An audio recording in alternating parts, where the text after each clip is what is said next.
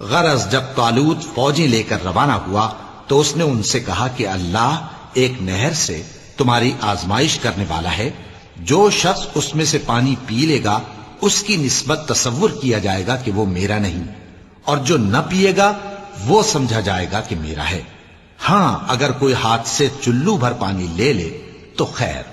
جب وہ لوگ نہر پر پہنچے تو چند آدمیوں کے سوا سب نے پانی پی لیا۔ پھر جب طالوت اور مومن لوگ جو اس کے ساتھ تھے نہر کے پار ہو گئے تو کہنے لگے کہ آج ہم میں جالوت اور اس کے لشکر سے مقابلہ کرنے کی طاقت نہیں۔ جو لوگ یقین رکھتے تھے کہ ان کو اللہ کے روبرو حاضر ہونا ہے،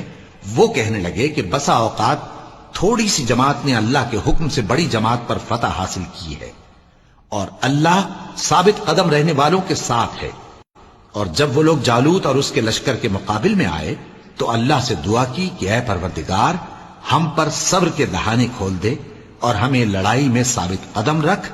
اور لشکر کفار پر فتح یاب کر۔ تو طالوت کی فوج نے اللہ کے حکم سے ان کو شکست دے دی، اور داؤد نے جالوت کو قتل کر ڈالا، اور اللہ نے ان کو بادشاہی اور دانائی بخشی اور جو کچھ چاہا سکھایا۔ اور اگر اللہ لوگوں کو ایک دوسرے پر چڑھائی اور حملہ کرنے سے نہ ہٹاتا رہتا تو کرۂ ارض تباہ ہو جاتا، لیکن اللہ اہل عالم پر بڑا مہربان ہے۔ یہ اللہ کی آیتیں ہیں جو ہم تم کو سچائی کے ساتھ پڑھ کر سناتے ہیں، اور اے محمد صلی اللہ علیہ وآلہ وسلم تم بلا شبہ پیغمبروں میں سے ہو۔